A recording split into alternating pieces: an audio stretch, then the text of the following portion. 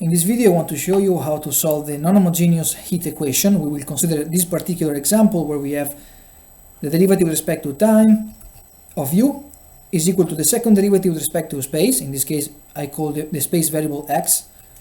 And then here we have the non-homogeneous part of the equation. We have homogeneous boundary conditions, and we will see how to generalize this equation even if we have a non-homogeneous boundary condition. In case, for example, this was not a zero, but we had something different there, and I will show you how to do that in subsequent exercises. But we have non-homogeneous initial conditions, which is this one here. Okay, by linearity,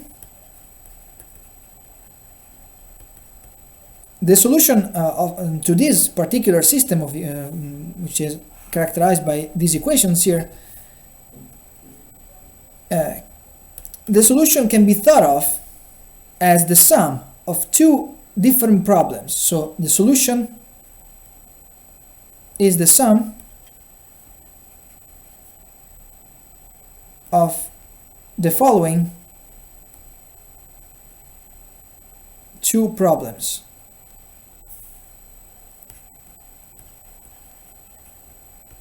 We have first some function that we call w. So I will have w sub t minus wxx equal to 0, and this is a homogeneous heat equation. And then we have w of 0t equal to w of lt equal to 0. Okay, so the variable x is contained in the interval 0l. Okay, and t is greater than 0, greater than or equal to 0, let's say. And w of x0 is equal to sine of pi x over l. Okay, and we have another system, and the function I will call it v in this case. So I have v sub t minus vxx equal to t plus sine plus 2 sine of 5 pi x over l, and here I have v of 0t equal to v of lt equal to 0, v of x0 is equal to 0. So they are homogeneous initial conditions and boundary conditions in this particular system here. Okay, and it's easy to realize that if I consider, for example, let's assume that I solve this system here, which I will call 2, and this will be system 1. Okay, and if I find the solution to 1, I will have found the solution v of xt, and then I can add the solution w of xt, and this will give me the solution to the initial problem, u of xt. It's kind of easy to realize that this is the case if you think about the two systems, and if you compare these systems to the initial system that we started with.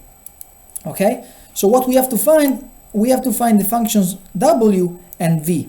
First I will solve 1, okay, because this is something that we have not seen yet. It's a non-homogeneous system, whereas system number 2 is something that we already seen. That's a homogeneous system, and we can solve by using the method of separation of variables.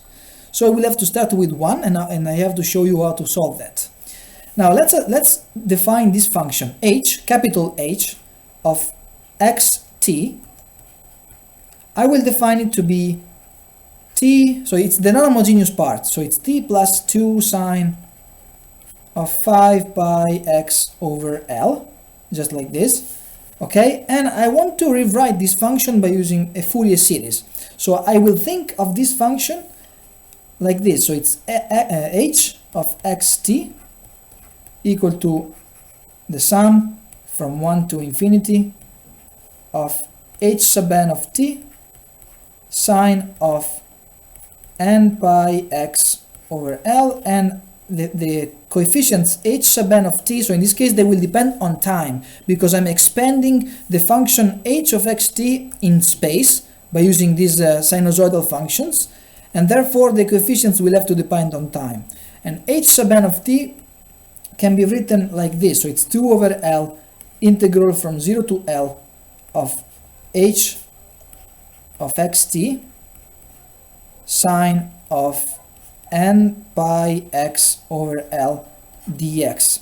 Now, if you take a look carefully at the expression for h of xt, for example, if you set t equal to 0, here you will have let's set x equal to 0. So h of 0t will be equal to t, right? Whereas if you set x equal to 0 here, these sinusoids will give us 0, right? And therefore, this solution here, h of xt, will give us 0 when x is equal to 0, of course. So here I have 0.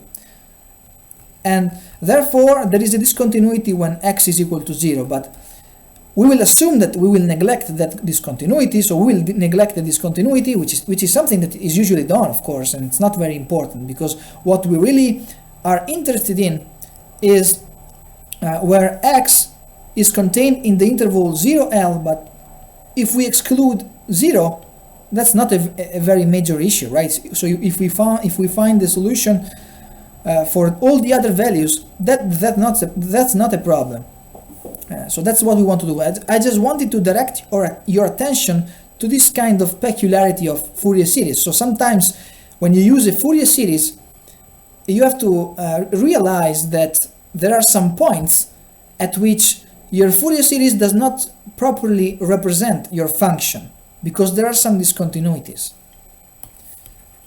But let's leave that aside, it's not important. So we assume that this is a perfect description of our function, which is the case. So if you want, you can also try and understand why this can be done. For example, you can use MATLAB or something like that to plot this function. So for example, you can define h like this, then you can integrate numerically by using this formula, and then you can put these coefficients h sub n in this formula here, and you will calculate this new function h of x and t, and then you can compare this function with that function, and you will see that they are almost the same functions, exactly the same, except at the boundaries. So when x is equal to 0 and when x is equal to L, there can be some problems because the function is not really the same function there. There are discontinuities, but in the inner region of that interval, the approximation is an equality actually. So they are exactly the same. That's very important to highlight. But let's move on. So we seek for a solution, and remember in this case we seek for a solution v of x and t, because we are solving system number 1. V of x and t, we will expand it in a Fourier series, and I will write it in a similar fashion to h of x and t. So I will write it as sum from 1 to infinity of v sub n of t sine of n pi x over L. And of course the coefficients are calculated in a similar fashion here, v sub n of t as a similar formula to the one that you see above there. So it's 2 over L integral from 0 to L v of x and t sine of n pi x over L dx. Just like this. And we want to find this function here. So in this case we don't know this function, whereas in the formula for h sub n, well, h of x and t is well known because we have defined it to be like that. So in this case this formula is completely it is determined. It is completely determined because we know all those terms, and of course here it is the same because we can calculate these coefficients and then expand the function h of x and t in a Fourier series like that. But in this case here we have to find v of x and t, and what I will do now is I will calculate the derivative with respect to time of this formula here, and I will show you why that's important. So I will calculate the derivative with respect to time of t, which I will call v sub n prime of t, okay? And this is equal to 2 over L, integral from 0 to L of Vt. So in this case I have a function that depends on two variables x and t. So here the derivative with respect to time I will label like this, v sub t, which stands for the derivative of v with respect to time. It's a partial derivative with respect to time. And then of course I have sine of n pi x over L dx, and then I have that this is equal to 2 over L. So I can use the system here where I know that v sub t is equal to v sub xx plus h of x and t, right? So from there, that's what I get. And I can substitute the expression for v sub t here. So I have integral from 0 to L of vxx plus h, which is a function of x and t, but I will use shorthand here, sine of n pi x over L dx. And now if you just manipulate it a little bit, you can rewrite it as 2 over L integral from 0 to L v sub xx sine of n pi x over L dx plus h sub n of t. So you can see that this is exactly the same formula. And now we have to rewrite this integral here. I want to rewrite this integral, and I will rewrite it by integrating by parts twice. So I can integrate by parts twice. And so the integral from 0 to L v sub xx sine of n pi x over L dx can be written like this. This is equal to, if I integrate by parts once, I will have some, so you can see that some terms will go to 0. If you take a look at this integrand here you would have something like this. You will have v sub x, not v sub xx. Okay, so this is v sub x because we are integrating by parts. Sine of n pi x divided by L, and I have to evaluate it between 0 and L, but you can easily see that this is equal to 0. And then I have minus integral from 0 to L v sub x times n pi over L cosine of n pi x over L dx. And now I will have to integrate by parts once more, and you will see that if you integrate by parts once more, you will get minus integral from 0 to L v of xt, just v if you want, so I can use shorthand sometimes and rewrite it as just v in shorthand, times sine of n pi x over L dx times n pi over L squared.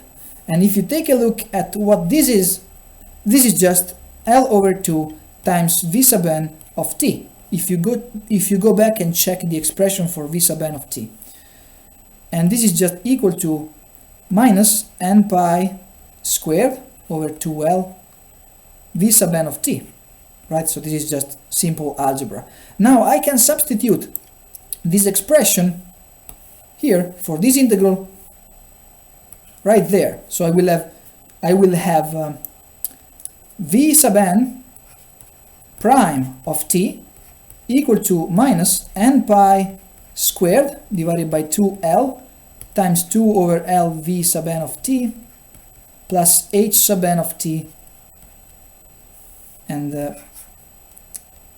I will have to also consider an initial condition for v sub n of 0, which is equal to 0. And this is easy to see because we have, so this is because v of x0 is equal to 0. So if you go back and check the expression for v of x and t here, so if you substitute t equals 0 here, you will have v sub n of 0 here, and the expression for v of x 0 should be equal to 0, and therefore all these coefficients, when t is equal to 0, they must be equal to 0. Okay, so this is why we have that initial condition here, and this becomes a very straightforward equation to calculate. It's an ordinary differential equation of first order. Okay, so now I don't have time to get into the details of how to solve these equations, but they are pretty straightforward to solve. In general, what you have to do is you have to use an integrating factor. It's called integrating factor.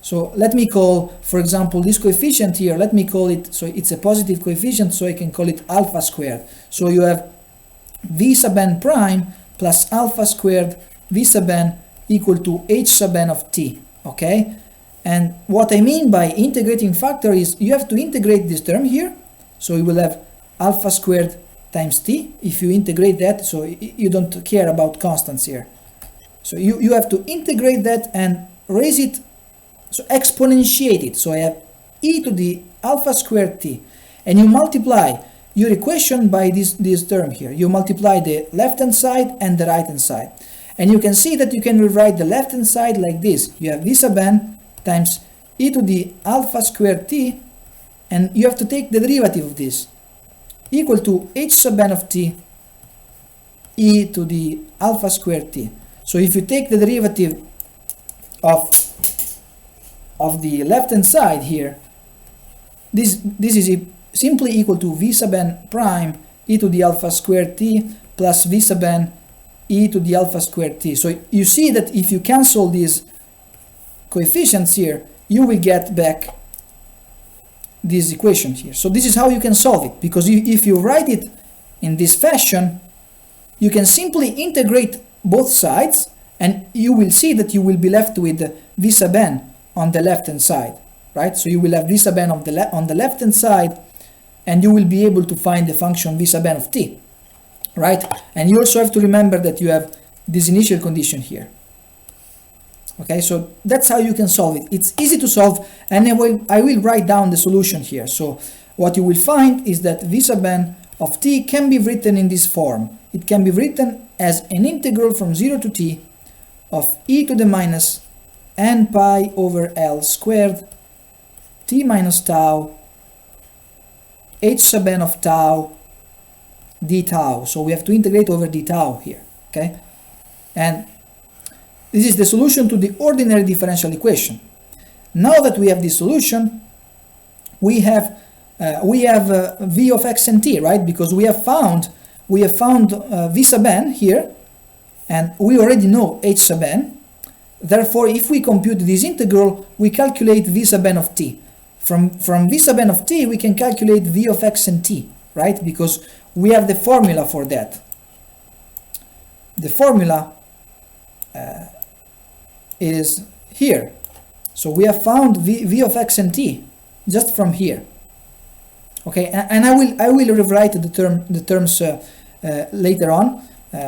So in a few minutes, because first I would like to solve. So this is solved actually. This is the solution. You can simply rearrange the terms, and you can calculate the integrals, and you can rewrite this in different manners. But this is pretty much how you can solve this problem. But now I want to solve what we need to find is we need to find the solution to system number 2 here. So we need to solve this one. So let's see.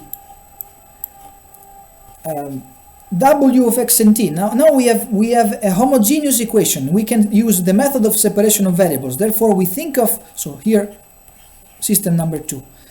W of x and t. By using the method of separation of variables, w of x and t can be written as a product between a function that depends only on x, and I will call it phi of x, and a function that depends only on t, psi of t. From here, and if you put this equation into the heat equation, you can rearrange this you can rearrange the equation like this. So you have phi sub xx, so this is the second derivative of phi with respect to x, of x divided by phi of x equal to psi sub t of t divided by psi of t, and this will be equal to a constant, right? Because this is a function that depends only on time, and this is a function that depends only on space. So therefore I will call this minus omega squared, as we usually do, right? So we did this in a couple of lectures ago, where I showed you step by step how to write this condition here, and the solution for phi, the solution for the function phi, we know how to rewrite it. It's some sinusoidal function like this. It's a prime sine of omega x plus phi, and the solution for psi is something like this. You have psi naught e to the minus omega squared t, something like this. Okay, and therefore you can rewrite w of x and t as some constant that I will call, I don't know, capital A times sine of omega x plus phi, and this phi here is a constant, so don't get confused with the function phi of x here. So this phi here is just a constant, and I'm used to calling the shift in the shifts in sinusoid by using the letter phi sometimes. So it is just due to my convention, but please do not get confused. This is just a constant. Times e to the minus omega squared t. Okay, and now what we have to impose is that w of 0t is equal to w of lt, which is equal to 0. And from here we get that phi should be equal to 0, and omega l should be a multiple integer of pi, right? Because otherwise these two conditions wouldn't be satisfied. N pi, so I will use the letter n to denote an integer going from 1 to infinity, 1, 2, 3, and so on and so forth. So w of x and t is a superposition of several terms that I can write like this. I have a sum from 1 to infinity a sub n sine of n pi x over L e to the minus n pi over L squared t, where now, I mean, if we want to impose the boundary, the initial condition actually, so we have to impose w of x0 equal to the sine of pi x over L. And this is equal to, of course, if you use that expression, you have sum from 1 to infinity a sub n sine of n pi x over L. Okay, and from here you easily get that a sub 1 should be equal to 1,